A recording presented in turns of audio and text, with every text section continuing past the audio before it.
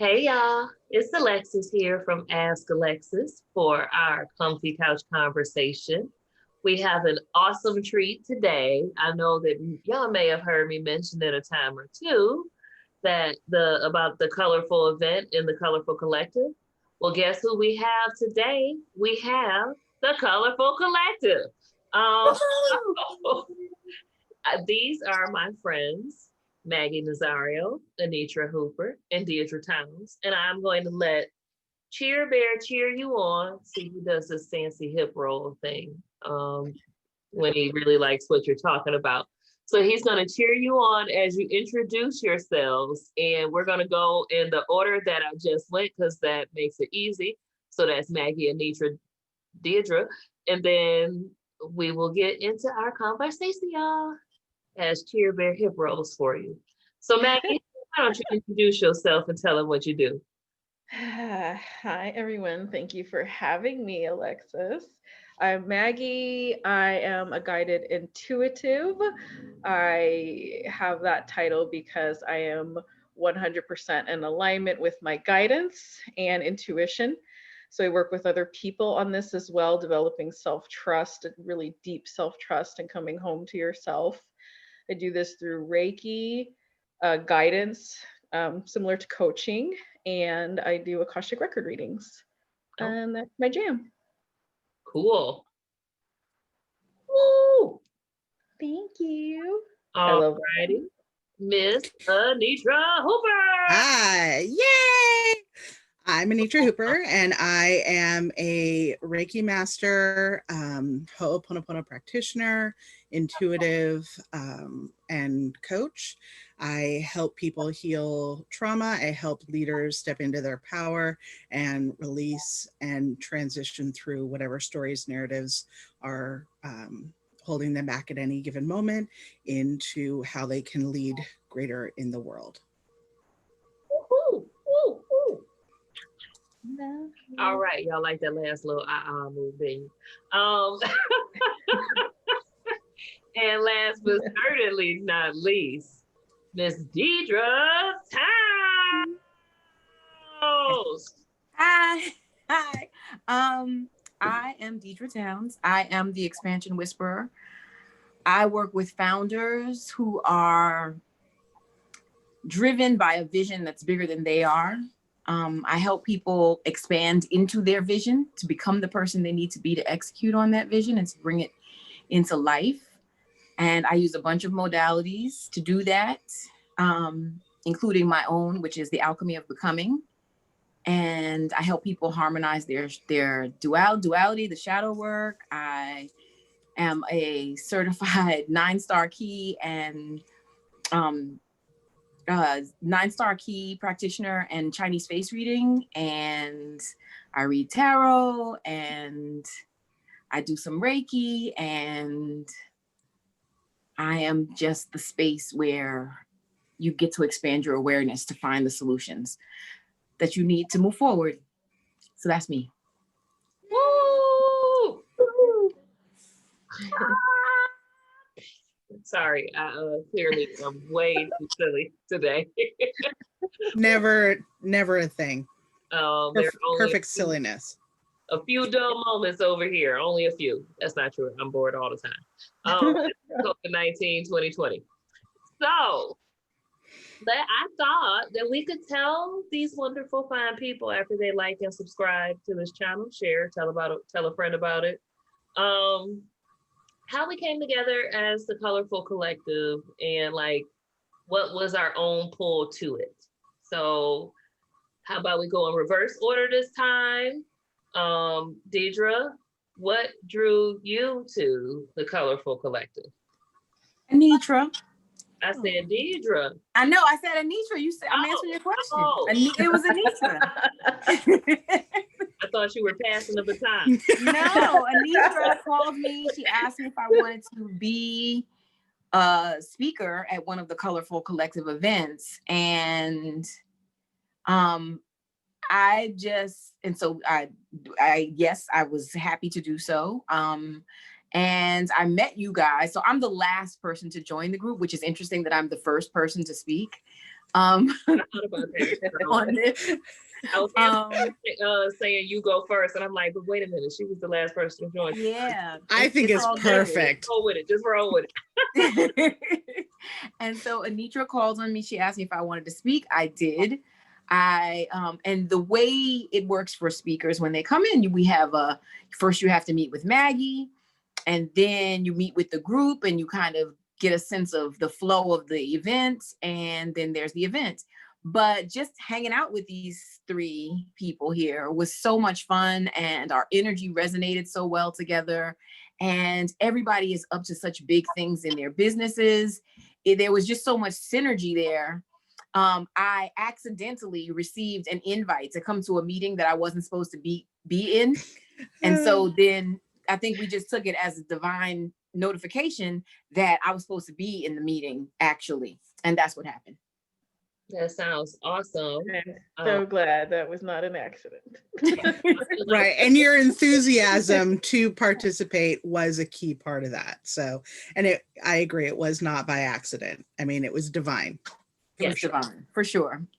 So God invited me then. That's how it went. I love that. So I'm probably gonna go in the order I should have gone now, and I'm gonna go to Maggie to talk about the Colorful Collective, since it is your brainchild, and you probably should have spoken first. No worries. That's what I love about us, though. It doesn't, like, I feel like there's this honoring that, yes, I'm the creator, but I feel the oneness with us as a group. And just, I feel really fortunate that this idea came to fruition, and that I have three wonderful people to back up this dream, this baby. So yes, I literally having a conversation with one of my employers, talking about how we are not represented enough on YouTube in particular. I was trying to find body scans for somebody. I mean, like, subscribe, and share to content like this to solve that problem. Throwing it out there. Yes. No, this is true. I did not see Nazarrio, no brownness, nothing. No, every once in a while something, but it was like scrolling YouTube.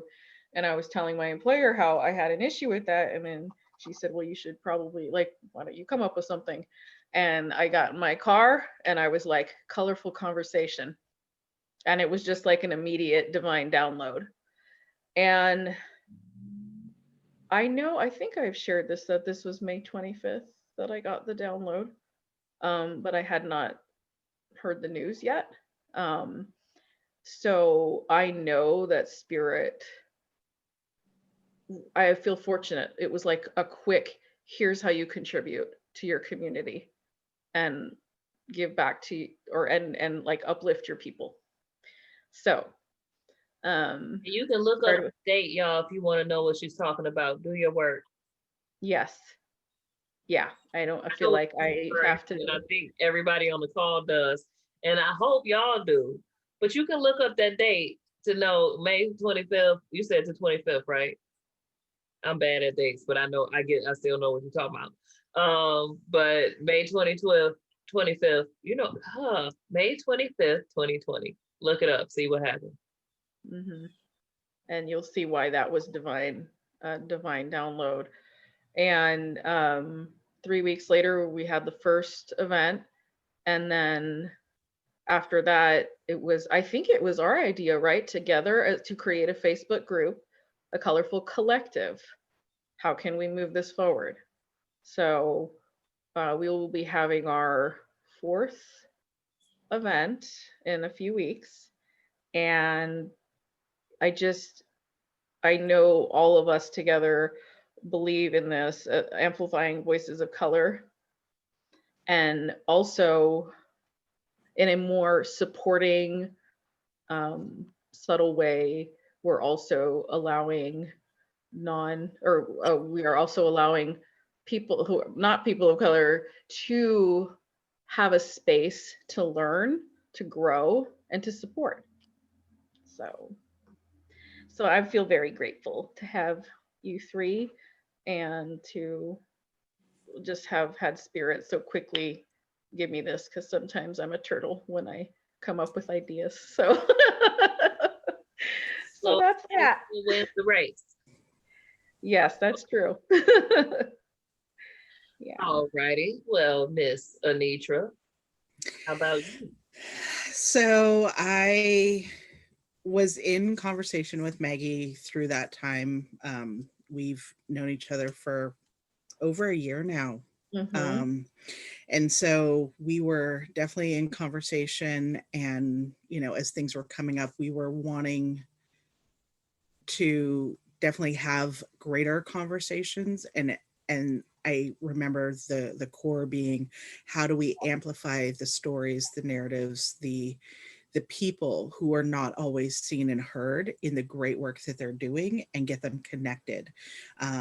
And just that foundational piece being part of that spark of, how do we transform not great things that keep happening in the world and in our country and in our communities, and how do we, in the way that we can, with our tools, resources, and talents, bring about the powerful shifts that need to be had with seeing people who reflect us in the mirror, who reflect, the people around us, and hearing their stories and their transformations. So I got in kind of on the ground floor, was able to help encourage Maggie that, yes, now this is the time. And yes, you don't have to do it alone. We will do this collectively.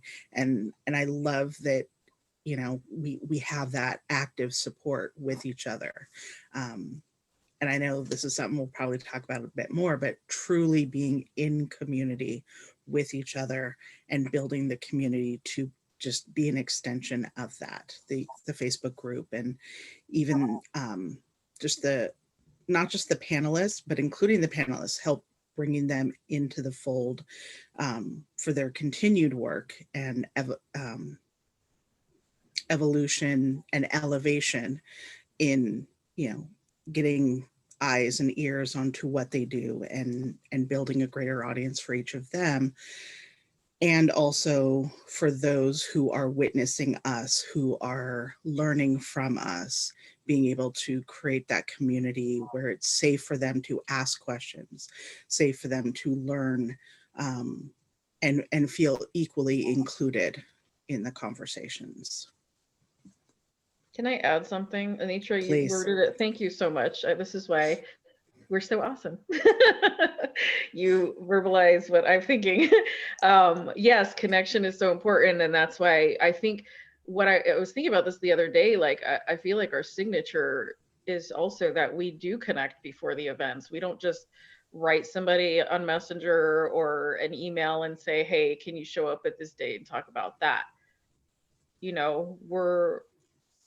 It's important to us, all of us, all four of us, that we connect with the panelists and that they feel safe, heard, and understood before they go on. And they get to have a very big say in what the discussion will be. They get to lead more than, hey, we have this topic, we need you to fit within this topic. It's no, what do you want to share with the world, and how can we help facilitate it? Definitely. So Miss Alexis, tell us your story and how you got connected. So I kind of don't want to, because y'all stories are way more like profound and impactful. And although like for me, it was, I really like them. I want to keep talking to them. They like the same types of things that I do, and they're doing the things that I'm doing. And it was like, oh, this is cool. Oh man, they want to help change the world. Well, wow, what things can we do? It was really, so like Maggie called me up and she told me about her download and what it was about. And she wanted me to moderate for it. And I'm like, I love stuff like that. Of course I'll do this. And then I was like, oh, and Aunt Maggie, I really like you too. You know, like it was, for me, it was like, this is fun. Let's do this. And it does. That's that. How can you diminish that story? Well, I know. because We can't hear you. We can't hear you, Anitra. I just said, right? That's I'm all. like, what? are all like, and so we had this we wanted to really amplify the voices of people of color and just get their stories out there, and we wanted to give people audience a chance to learn and be exposed, and they all want to make real shift. And for me, I like y'all because those are y'all answers, right? You said people that our stories are profound and impacting, and you are profound and impacting. Yeah, I'm so like, what? That, like, we all are. So that's, I think, when we have like that energy with each other. Like, I admire all three of you in so many ways. There's things that I think about, like Diedra, your confidence. Like, I don't know, when we first connected, I was like, man, I want to have some of that. Like, this lore about her that is just like, she doesn't always say a lot, but what she says is on point, profound, and sultry. yes, I just want to be like, yes, ma'am. Truth. Yes. It's like, wait a minute. So what do I need to do again? Say it again. This time say it in this ear. Right. It's definitely a lean in, like, I want to know what she has to say about this. Yeah. I want to know. Come on. Oh my gosh. You're welcome. I definitely want to say, Miss Alexis, that one of the beautiful things, and again, this is why you like, subscribe, share the channel. You have so much to offer, and your view on things, your wisdom that comes with things is equally as much as any panelists we've ever had and anyone else in this group. So you're, again, diminishing you in any way, shape, or form is just not allowed, because you're too amazing. Well, thank you. I wasn't necessarily realizing that I was diminishing me. I was just like, I'm in it for pretty selfish reasons, and they're in it for pretty big change. That was where right. But your selfish reason is that we are about what you're about. That's true. So yeah. And here's the thing. It also is in line with the mission, because I really like y'all's stories. Right. And if they were not amplified, guess what? I wouldn't know y'all's stories. Right. So I mean, I was a panelist on the first 2 ones, so that seems kind of selfish too. So, I got to have my voice heard. There's no way that this isn't, because we live in this world and we want this world to be greater. So everything is both for the selfish, and for the collective, which is what we all embody in all of our individual work and our collective work. So I don't see anything wrong with it. I want to say something to that point too. I got into a little back and forth with somebody on social media the other day, who's a Black woman, who was saying that Black women are the only demographic that votes for the interest of the collective, and that other people don't reciprocate. And she was saying it as if it was a bad thing.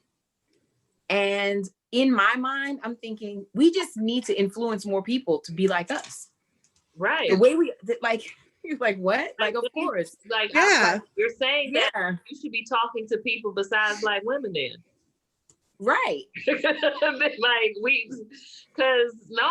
of course, because here's the thing, Black women know that the collective ain't gonna take care of us. So if we don't do what's good for the whole, it ain't good. We are also part of the collective. That was kind of my response to her. Yeah. Like, aren't we also part of the collective? So, and I got that. And I was just listening to you guys speak, and I'm like, that's exactly what we're doing here. Yeah. We are committed to something that's bigger than ourselves.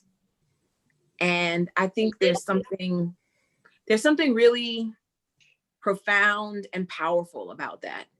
Like, people want to know Black girl magic and where we get that's part of what makes us powerful. That's part of where the magic comes from, is that we have the bigness. We're big enough to not just be about ourselves. And I think that's important. to know and to acknowledge each other for that, for taking that on and stepping into that in a conscious and aware way. Yes. Definitely. Yeah. So I think this is an awesome time to transition to our next topic, because it has to do kind of with, like, you know, the what got us to the Colorful Collective. But what do you think it is that makes us click together? Because we all just met each other doing the Colorful Collective. So what is it, like, you know, what's that secret sauce? Because the more and more I talk to people, and with a lot of my clients, especially when they're transforming themselves, and I'm sure y'all know about this. So like friends fall away, and then it's time to like make new friends. And what is that like? And if you're different, what do you get out of friendships? Like what role does the new you play? So like, what do you think it was that made us click? And anybody feel free to go first. If you don't go first, I'm gonna pick you. So I'll go first.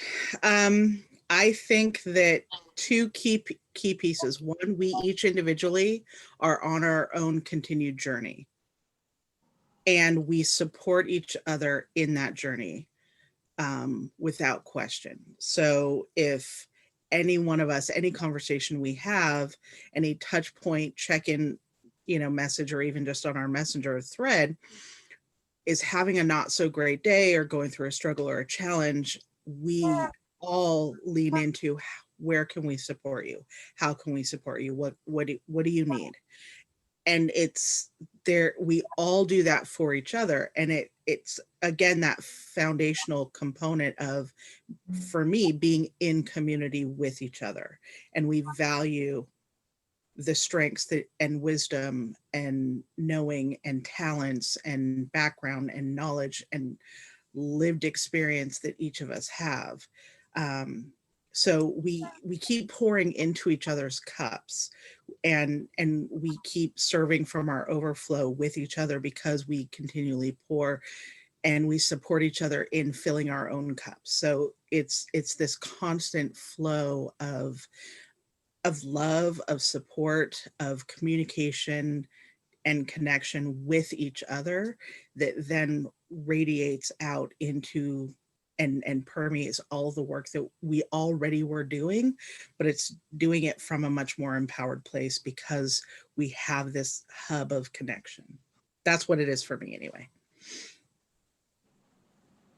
How about you, Maggie?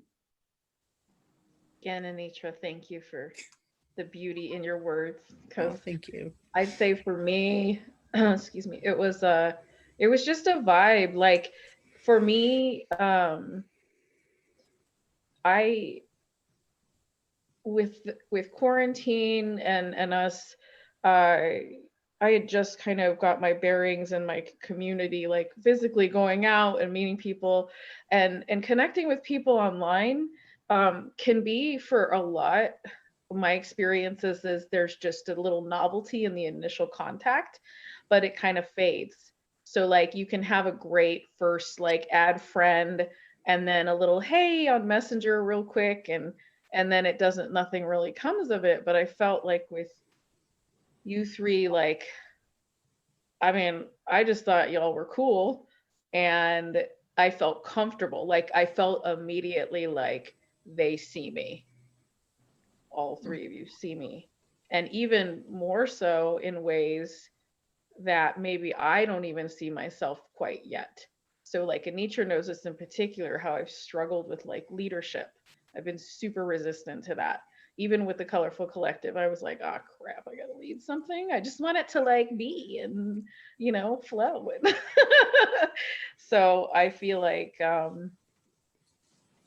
if I died tomorrow, you three would still continue with it. That's another thing, is like there's a lot of trust. I feel like because you see me, like you see the essence of what this is, and that you would continue it in some way. And that legacy is really important for me to leave. I like definitely want to leave a legacy here on the planet. So I'd say yes, y'all are cool. I'm comfortable around you. if we were to do like a call, like we booked our next speaker and I wasn't there for most of the call, no worries, you know. So with that said, I guess there's just a lot of appreciation for each other's existence, like that like you exist, and that's dope. So I thank you. How about you, Diedra? Oh, dang. Sorry. Life. Life. Life. Okay. Life. Okay, tell me the question again. I'm sorry. What made me click with you guys? Click? Yeah, like what do you What's the secret sauce? I think the secret sauce is that we have similar core values. We are committed to the vision. Like we saw when we talked to Maggie and we saw her vision, it was something that was very much aligned with what we're about and what we're trying to do, even though we do it in each our own different way, in our own personal work. Our own personal work is integral to the goal of the Colorful Collective, the mission of the Colorful Collective. So it makes sense. It's almost a no-brainer to be a part of this group and work together. And we all, in the conversations that we have, everybody brings something to the table. Everybody has something unique about themselves that they contribute to the group,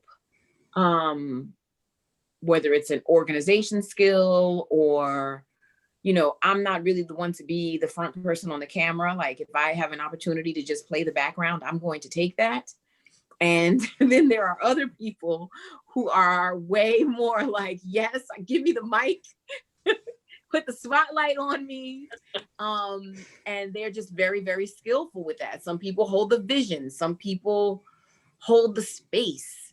You know, I keep thinking, as you were talking, I keep thinking your gift will make room for you. Your gift will make room for you. And that's basically what happened. It's like Maggie got a divine idea. So as far as I'm concerned, God's currency is divine ideas. God doesn't give a kitty about money. In spirit, there's no money in spirit. So God's currency is a divine idea. She got a divine idea. And then she started talking about it and called in the people who were going to be in contribution to making this thing real. Like there's something, I want to use the word magical, but not really. It's like in flow and in alignment. When you're in flow and you're in alignment and you have the courage to trust, like Maggie got the download and she trusted it enough to go with it. You know, God's talking to us all the time. Spirit is talking to us all the time, but we're not necessarily listening. We don't necessarily trust what it's saying if it doesn't align with, you know, whatever the world says or society says or the way we were raised or our parents or whatever. We don't always have that, the capacity to do that. That takes a certain level of courage and confidence in yourself and trust. And so Maggie had that. And when she started talking about it, we showed up and here we are. I think that's beautiful. I do too. And so for me, what I think it is, I think first of all, I think all of that, just all of that wonderfulness, which is, I just want to kind of recap just a little bit to catch everybody, all the viewers up, right? Like, so it was aligned values, it was support in executing things, it was a collective task, like being willing to being team players with each other. It was accountability without blame and shame. Just like, you know, hey, did you do that thing? That's the accountability, not I'm gonna punish you for not doing that thing. And so it was, for me, what I found was the fact that we had all those things mentioned. With, like, I felt like, oh, I feel safer with people who respect and have a reverence for the process of life. Meaning like, oh, I need to process my feelings. I understand that there are subconscious beliefs that drive conscious beliefs and that behaviors, you know, flow from there. And so then there is, that shapes a person's outlook on life. And so there's this feeling of like people who genuinely want to get to know who you are and support your evolution, as opposed to who are in relationship with you just for the way you make them feel. Like, I don't feel like I have to be anything for anyone here, even though we have a culture of support and connection. But when I'm too busy and I can't, I don't feel like I have, like, I don't feel like y'all are like, oh, she don't ever, and da da da da da da. Like, I don't feel like we have any mean girl spirit. I don't feel like, or at least I know for sure in my experience and not in any of my conversations with anyone, have I had where it's the stuff that sometimes comes in group dynamics where people are like tracking your faults or like talking shit about you behind your back. I have had individual conversations with everybody on this call and not experienced nobody doing that about the other one. Like, so it's not just about, like, we have core beliefs, but I see y'all committed to living your beliefs, even though we also share stories of where we may not have always had those beliefs. But because I can see you committed to your beliefs now, I feel more, it's a sense of belonging that is something that I value, right? Like, I value not feeling like I have to be perfect or be anything to be supported and appreciated. I don't feel like I have to earn those things from y'all. I feel like y'all don't, I hope you don't feel like you have to earn them from me. I feel like very comfortable that I could say, oh, that ain't my thing. I can't bring that to the table. And I'm not gonna be excommunicated or slowly like side swiped out, or what is it where they give you less and less and less every time until you just don't do nothing. Like, it's the community, and the fact that it seems like one of the biggest core values is that individuals have a responsibility to the community, and the community has a responsibility to individuals. And that seems like something that's important to each of us on our own set. Like, that's important to you, whether you are in my life or not. And so, like, that saying, real recognize real, in this context, like, people who really lived into the work, you could see it. And that's what I like about y'all.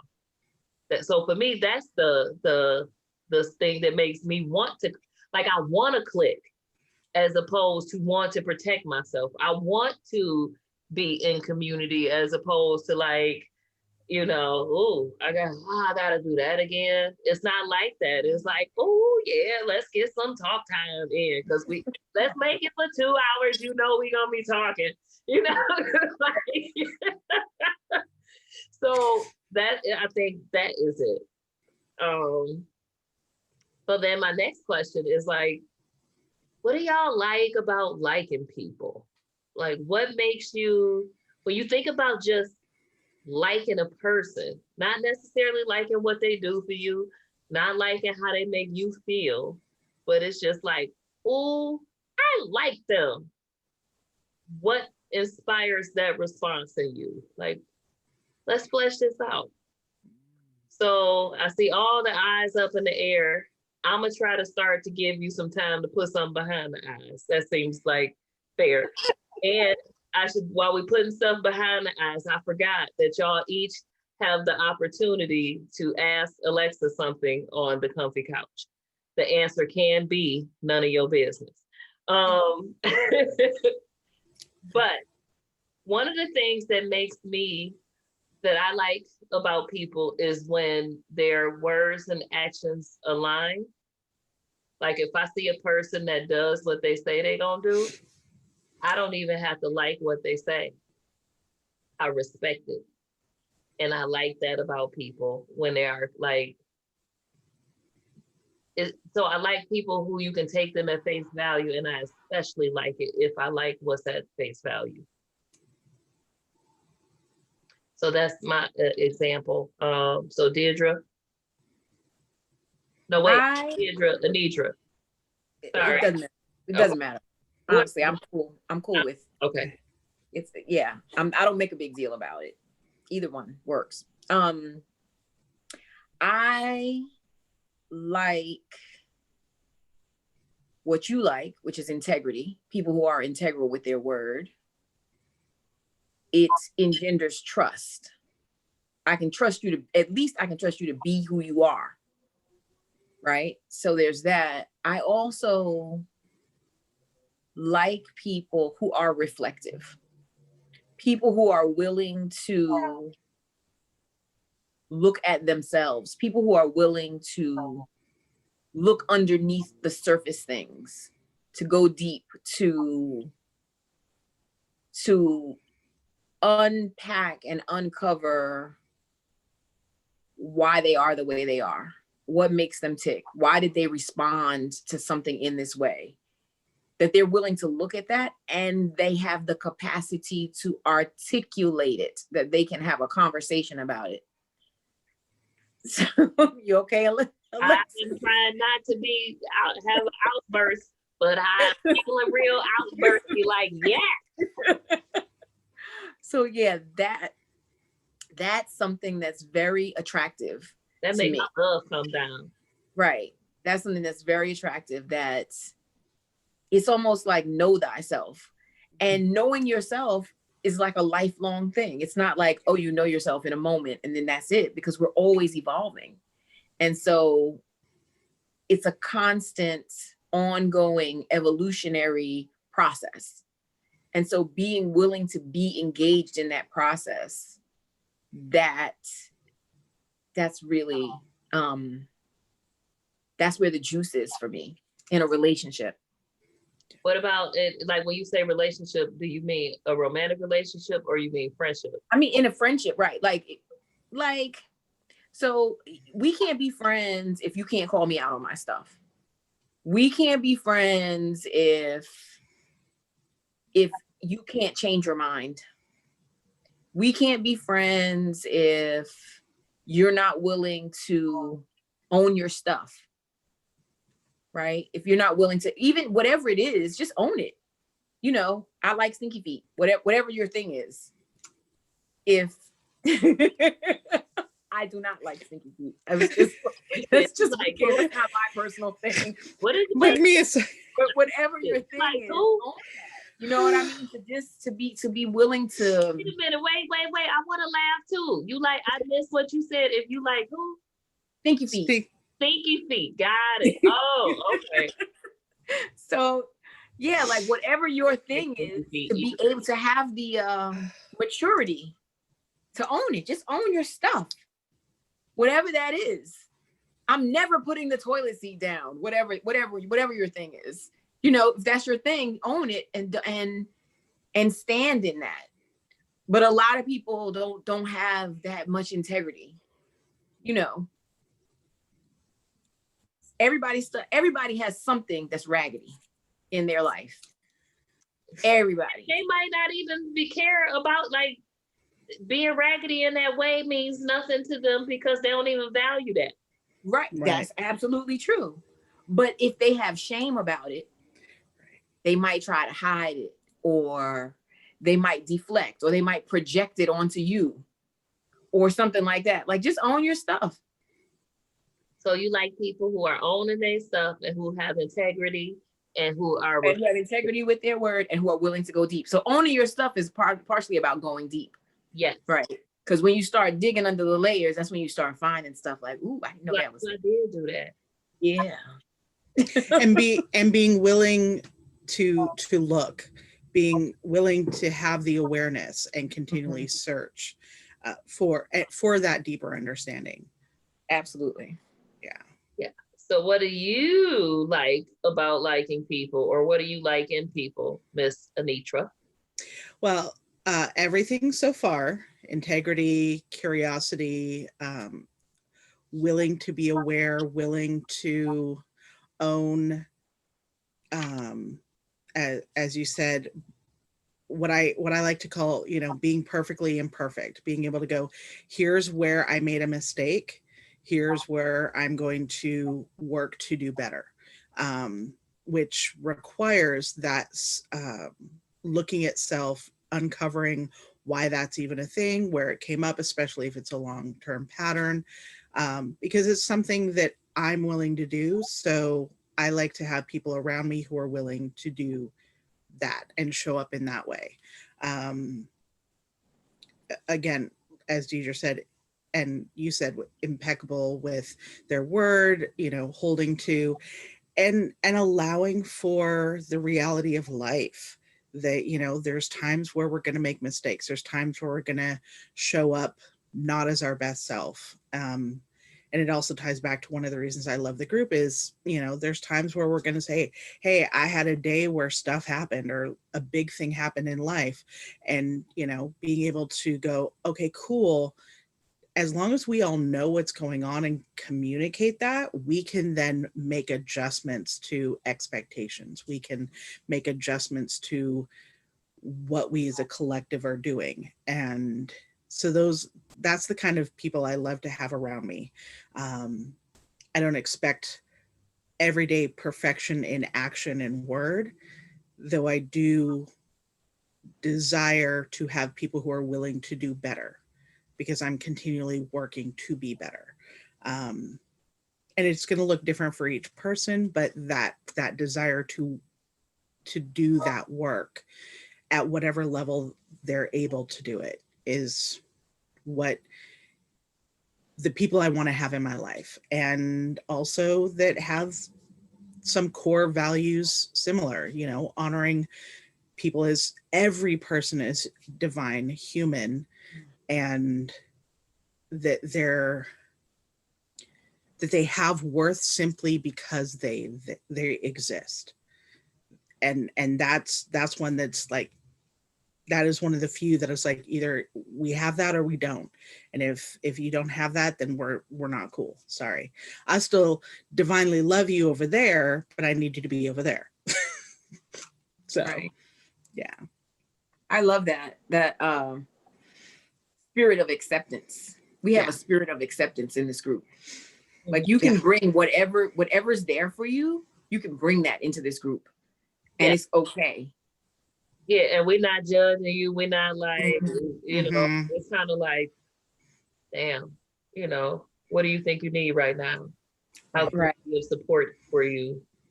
How do we help you be whole if wholeness is a possibility in this moment? Yeah.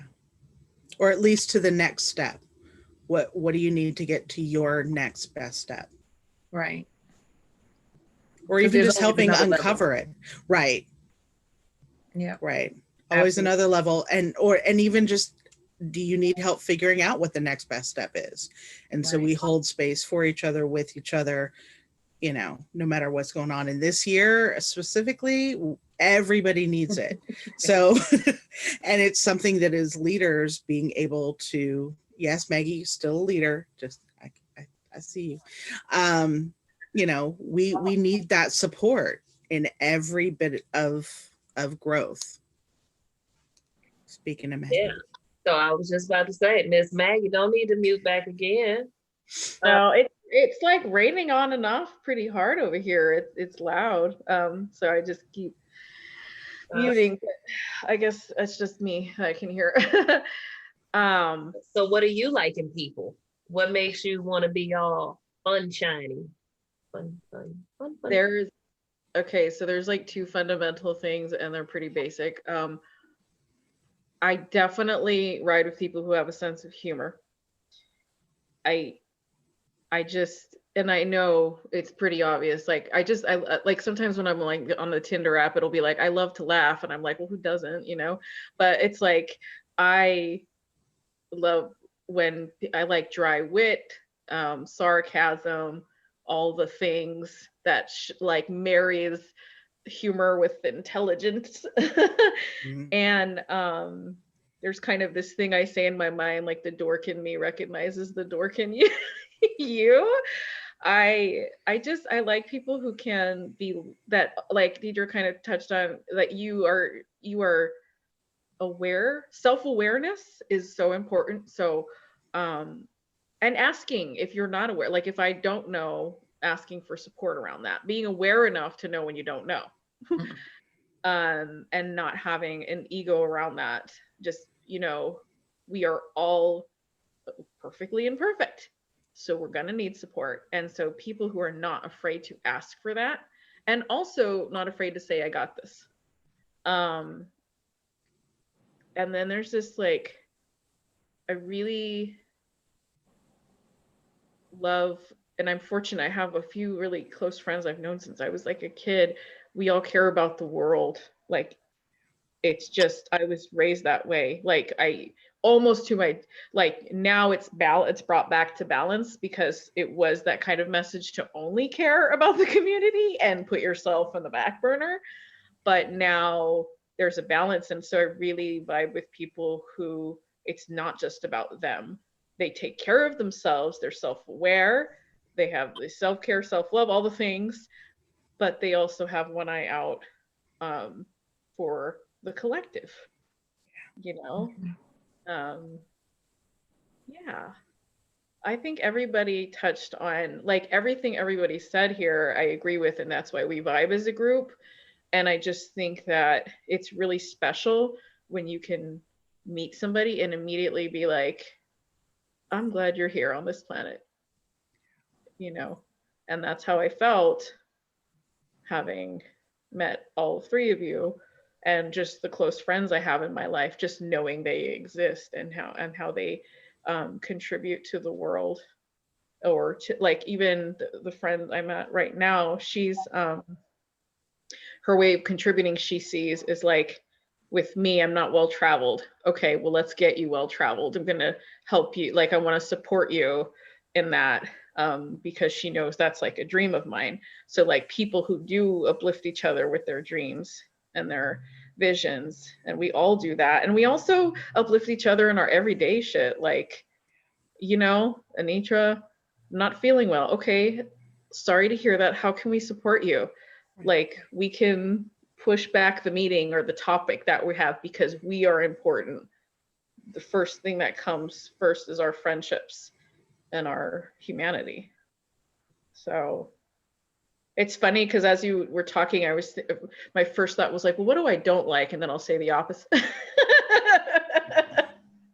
But yeah. Trick that I have my clients use to be able to figure out how to get in touch with their desires. Like, if I find that they're easy to come up with what they don't like, they have to make the list of what they don't like first. And then we go there. So, like, then that means, what did you want here? Mm-hmm.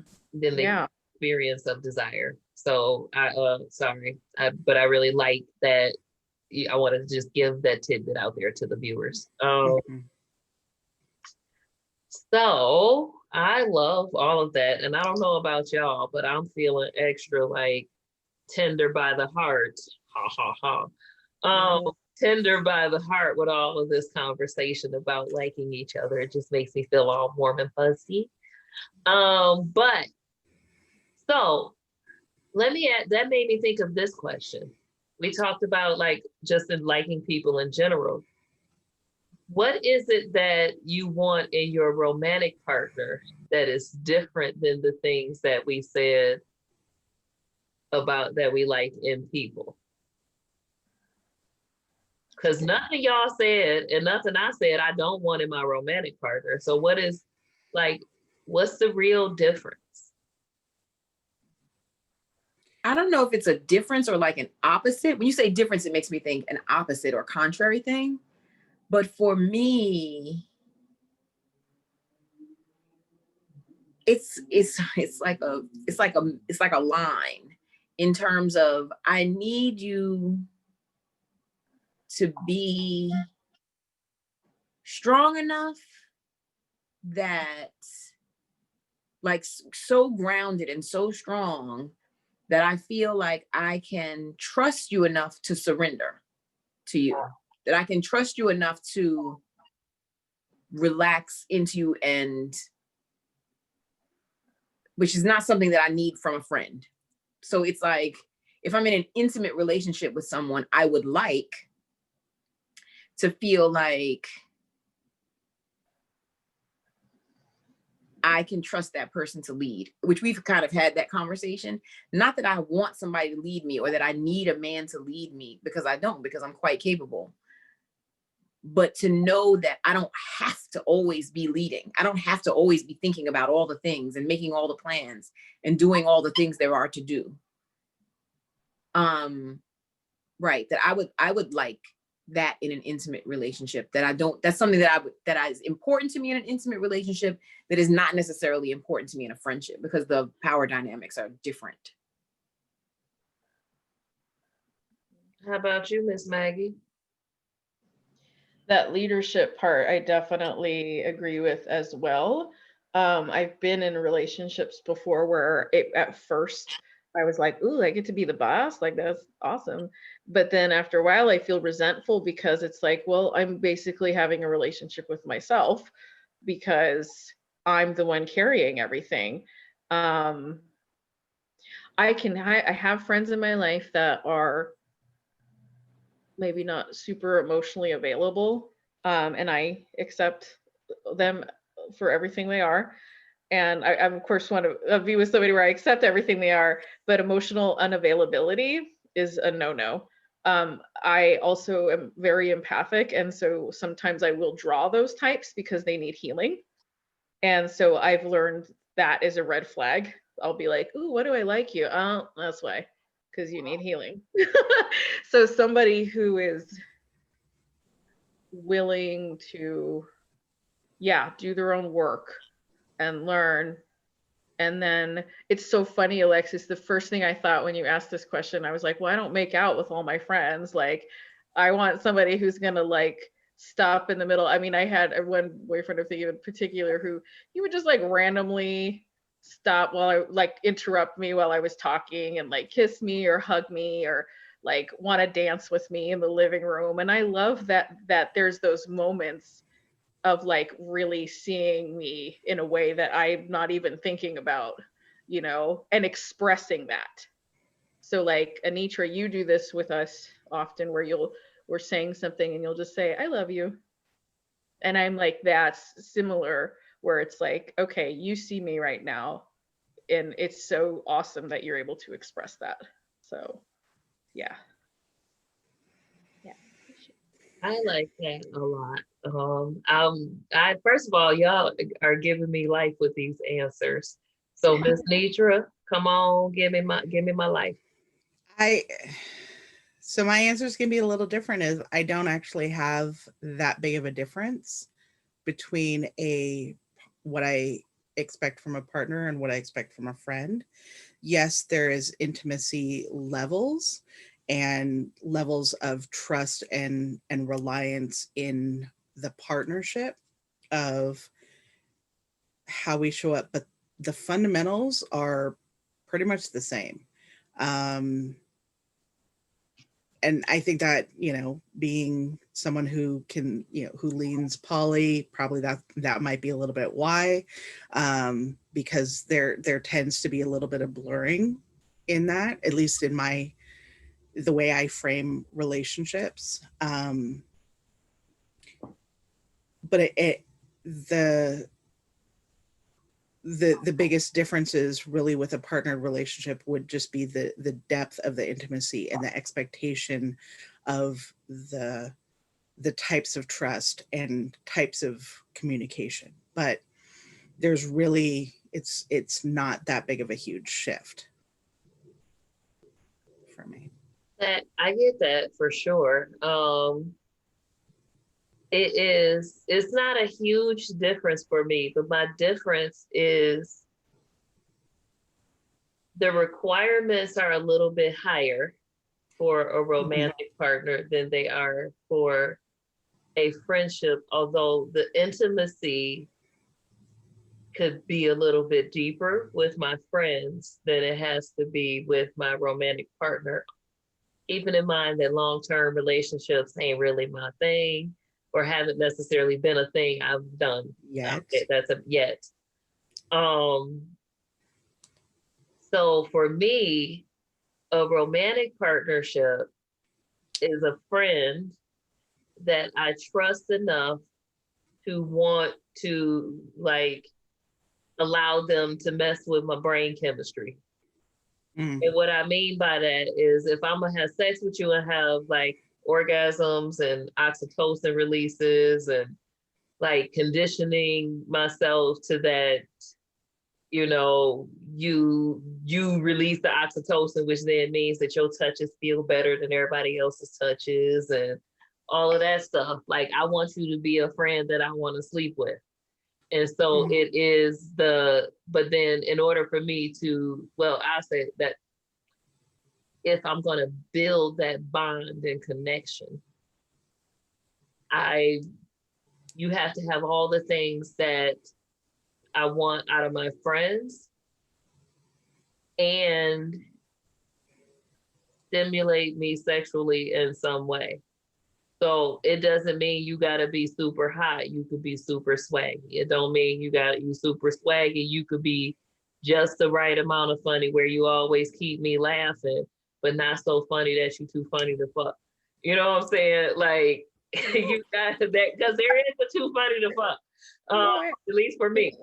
Share more about that. I want to know more about that. We're gonna have a separate conversation that gets into that one. That'll be, put a pin in that one for later. But I want, you know, like the requirements are, I want like whatever it is that makes me feel romantic and not docile, but romantic and sensual. You got to be able to ignite that in order to fall into the romantic category. But otherwise, I want the same kind of people around me. Definitely. With my friends, how you live wouldn't be as important. With romantic partners, how you live, meaning like how you live in your house, how you live as a, like, so your friends, you can spend more time away, you get a lot of breaks. How they live doesn't affect your livelihood, that kind of stuff. But with romantic partners, their habits and how they around things based on survival have a lot more impact. So yeah, it's the standards, and then how much you make me want to have sex with you. And go ahead. I was gonna say, I totally agree with all of that, and it definitely, yes, to add to all mine, because I do have a partner who is my best friend, and I also consider you three of my best friends, and yet there is that difference of, you know, the day-to-day or the more frequency of, and then also the romantic spark, the desire, the more, you know, chemical reactions, as you said, the, you know, getting the excitement from that individual. And if they like, shoot, I forgot what I was about to say. I'm sorry. It just no. Don't be sorry. It was your turn to talk. I just forgot. I had it. It came and it left. And even though I'm still talking now, it did not come back. I know it had to do with what I like in a person. You feel free to talk about something while I'm thinking, y'all. So I want to add something to my thing, is that they have to be able to hold me like you hold sand. If you hold sand too tight, it'll run through your fingers. Like, you have to be able, but you have to have a. But you could pile it on there. But you could pile it on there if you hold it right. That's beautiful. I love that imagery. Beautiful. Thanks. I remember what I was gonna say. Yay. So now, but I'm also about to say yes, and they gotta hold my sand or my water. They gotta be able to sort my water. But how much they value my presence in their life plays. For a romantic person or a romantic partner, I want to like feel like it is a priority to them to have me in their life and have me at my best in their life. So like, I want them to understand the connection between, I want them in my life, so it is in my better interest to have them at the better version of themselves, since I want them in my life, instead of what do they do for me. I was talking to a gentleman the other day, and he was talking about what he wanted from I was saying something about like why you don't send out invoices. And he was like, man, I don't know. It was like, he was like, I need a wife for that. I'm like, your wife is not your assistant. He was like, but I need a wife who don't mind doing them stuff. I was like, or you need to hire an assistant. Right. Right. Like, I want someone who doesn't just want me to do for them.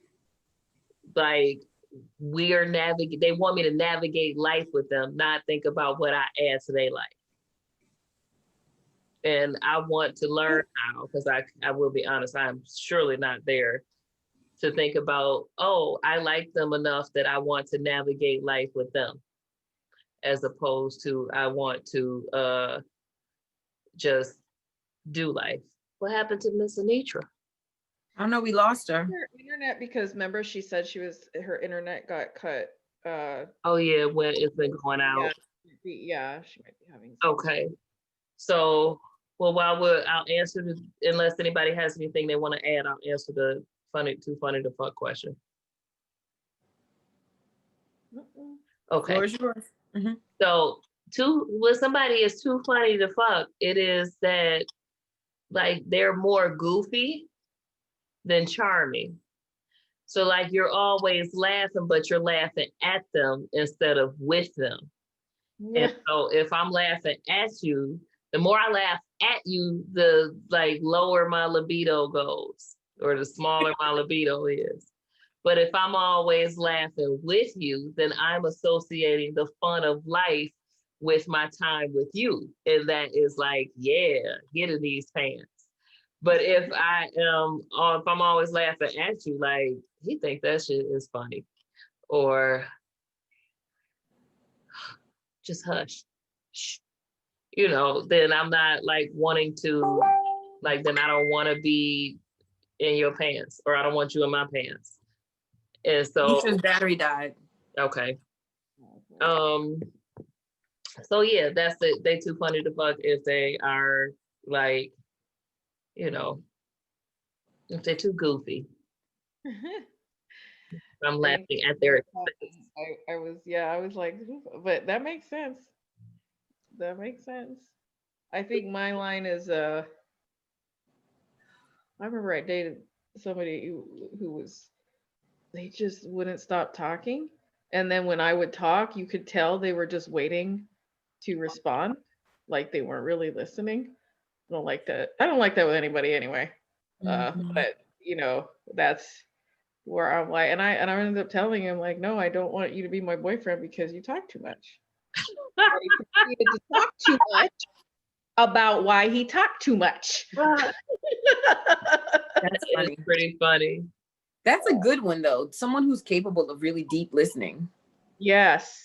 Yes, that is important. If I don't feel like you listen to me when I'm talking, I don't feel like you love me. Yeah, and being, I get that. Or someone that's just sensitive enough to notice. I like when a guy notices things, like he can tell when I'm just a little bit off, or I'm just a little bit sad, or I'm just a little bit. Pay attention to me, and I don't just mean spit in my face. I mean, like, pay attention to my personhood. Get to know me better than I know myself sometimes. Tell me something about me I don't know. Right. That's like, you tell me something about me I don't know, you're gonna get the look. Yeah, it means you're paying attention. That just do something to me if you tell me, like, I like attention. If it's something like good, so it could be good or it could be appropriate to the moment. So like you could be like, well, you might have it, like if you're telling me something I do that might be harmful in the moment, but and like you prevented me from doing it, and you say it with love and care, that's sexy. If you tell me something that I do and I don't know that I do it and it's a positive, if we got time, we get it in. You get rewarded right then. It's like, that's funny. She's back. And down, you be like, whoa, hey. Diedra, to your point about attention. I remember dating somebody where they were like, I can tell that you were paid attention to, like as a child, because you command attention. And I was like, at first I thought they were being like it was an insult, but they were like, no, it's a good like, and I didn't realize that was just something I naturally did. Like, you will pay attention to me, you will listen to me. And that's not going to be some hot, like, it's kind of like when, I don't know if you've ever had friends that say this, oh, well, they're, there's talk about their partner. Oh, well, they don't cheat on me. So I'm like, that shouldn't be a standard. Like, that shouldn't be the thing that makes them so great, is like, not like, these are supposed to be just general basic human kindness. It's not that important for you not to cheat on me if I don't want to have sex with you. Wait, say that one more time. It's not that important for you not to cheat on me if I don't want to have sex with you. And if we ain't connected, I ain't gonna want to have sex with you.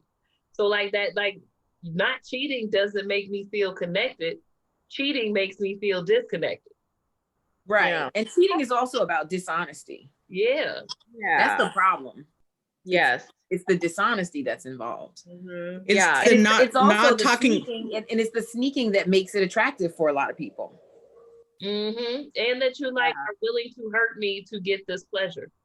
Like, you're willing to risk the level of pain you know that it is, and you're gonna you're gonna lie to me.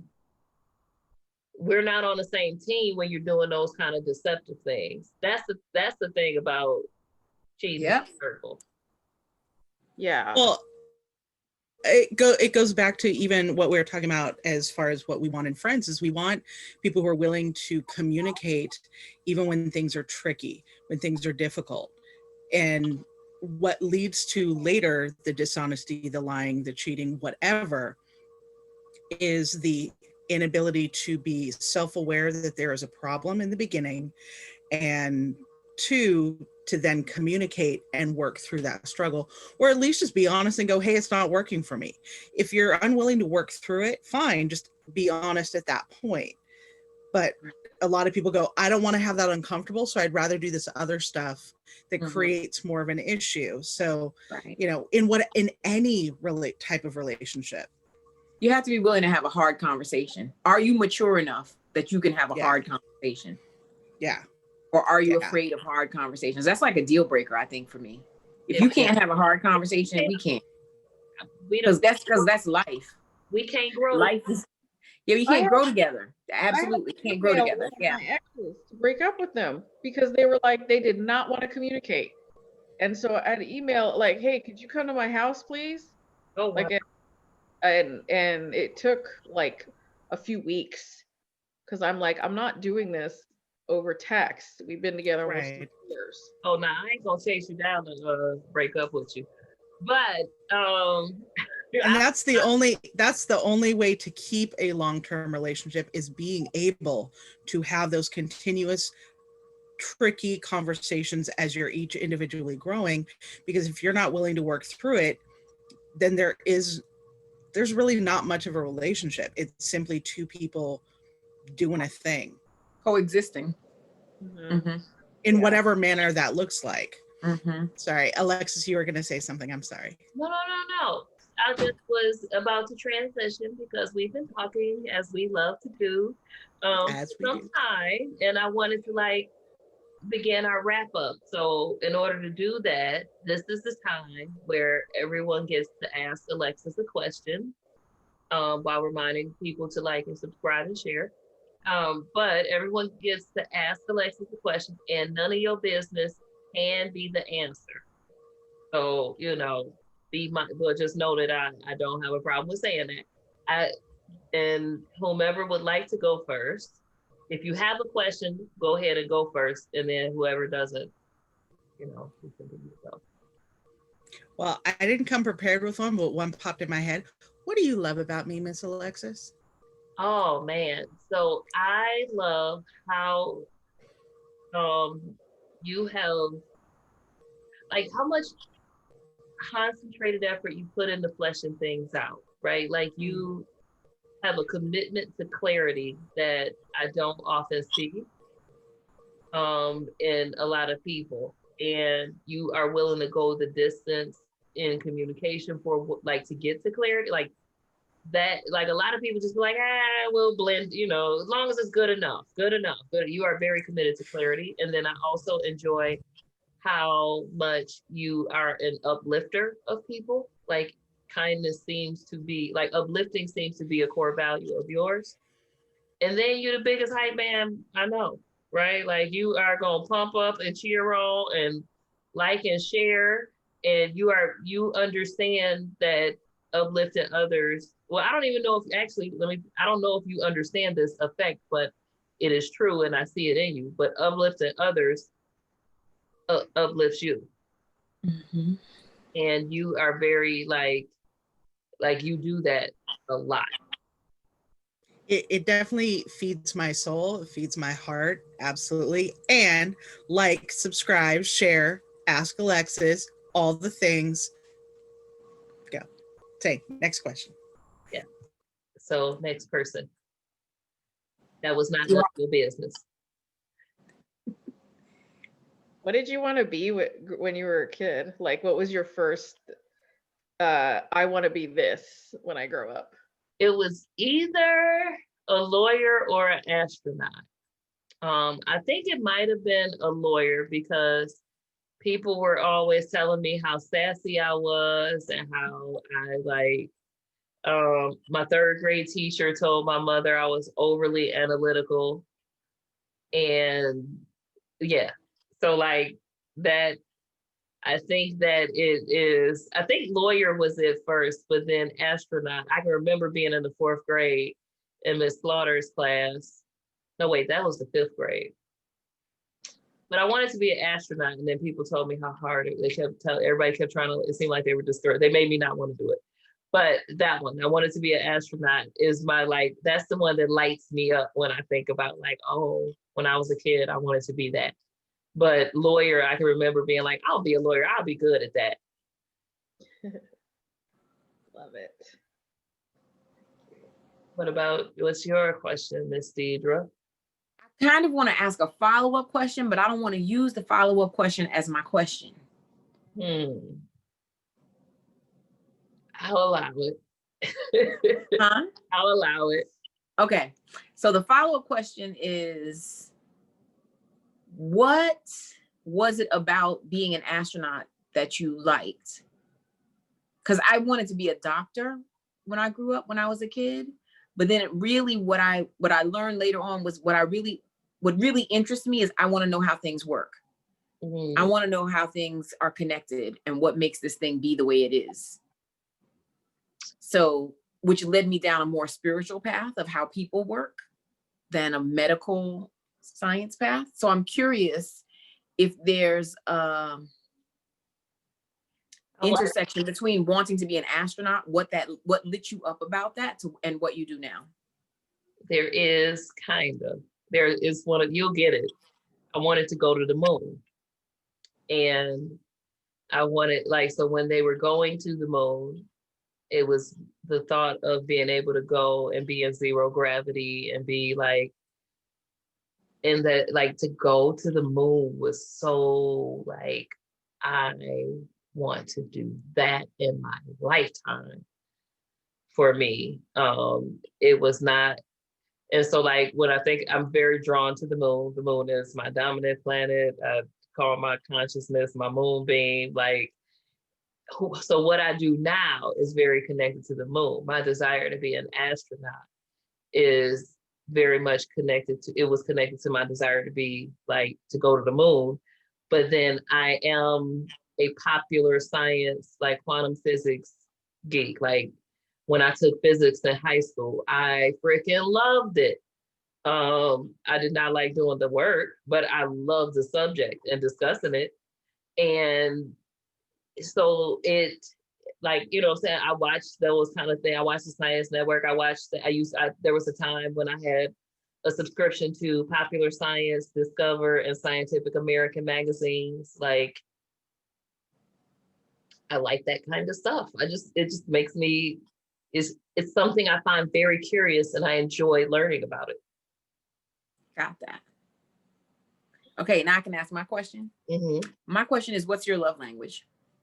Oh, I've been thinking about that lately. So I use acts of service is for sure my love language, like the dominant one. But now lately I've been thinking, I think I like words of affirmation. I do still love me some quality time. But what I'm realizing is when I begin to think about romance and a romantic partner, what is happening during that time matters. And I like when someone has like nice things to say about me, and when I feel like they're a fan of mine, or like so yeah, but doing stuff for me to make my life easier, that's the one that turns me on like that, like makes me want to feel connected. But somebody who I feel like they're a fan of mine and I believe it, I like that a lot. And so I don't know which one is I need to experience them again. Shout out to y'all out there. I need to experience them again to be able to figure out which one is my actual language now, because I like physical touch, but I know if I don't feel connected, that ain't gonna work. But somebody like smacking me on my booty when I'm walking by and we all connected, I love that shit. As long as they ain't trying to hurt me. But I love like somebody, if I feel like they're a fan, or if they want to spend time with me, but they can't like want to be all up my ass all the time, but they have to like enjoy the time that they spend with me and prioritize making that a regular event. Got that. But the one that I know still takes the cake is somebody doing something for me to make my life easier, and like they go out of their way to do it, or they solve my problem without involving me. Ooh. That makes you feel loved and cared for. Yeah, it made me feel so like valuable. Yeah. Supported. It made me be like, love me. Like yes. What you want me to do? You know what I'm saying? Like it is if you consistently got my back with your effort, it's hard to find people that put forth effort. A lot of people, so effort means more to me than words, but when those two sync up, I'm not sure we gotta have sex, but I like sex a lot. But I might think I've been having, never mind, we are recording for YouTube, so I won't go as far as I would go. I forget this. Another future conversation. But so like, I know gifts that's my least. That's what I know about the answer. That's how I know how to answer that question. I don't know, but that's what I like about all of them. Got that. Beautiful. And if they're not willing to go deep, I don't like that. But that's kind of like, if you talking to me, you going deep. And if you don't keep up with your side of that arrangement while we talking, you know, it's like, that's how I feel. For sure. So somebody that's not willing to go deep, that would make me feel like I don't want to love them. Right. Like, what are we doing? Yeah, it's not even a thing. Yeah. So I want to say thank you, lovely people, so much for coming to the comfy couch with me and showing the world why I love you so that they can love you too. Please let the people know where they can find you. Anyone? Oh, I'm Diedra Towns on all the socials. How about you, Anitra? You're not on mute. Anitra Hooper on Facebook, and links and stuff are there. And how about you, Miss Maggie? God, I was on mute. Yes, Maggie Nazarrio on Facebook, Maggie Guided Intuitive on Instagram. I'm gonna do like a more, official announcement, but I'm not on Facebook. That I'm on there, but I'm not as active as I used to be, and it feels good. But I'm available. PM, add me. All right. And a colorful collective on Facebook group. Yes. Yeah. Look for us there. Yes. So, and our events coming up. That's Yeah. right. In November. Um, so you can find me at AskAlexis111 .com. That's the last part of that. AskAlexis111.com. You can also find links to all my socials on the Ask Alexis website. You can find me on the socials as Ask Alexis. Obviously, if you're watching this on YouTube, like, subscribe, and share. And it's Ask Alexis 111. And thank you for joining us on the Comfy Couch. We'll talk to y'all next. Thank you. Love you. Love you. Bye.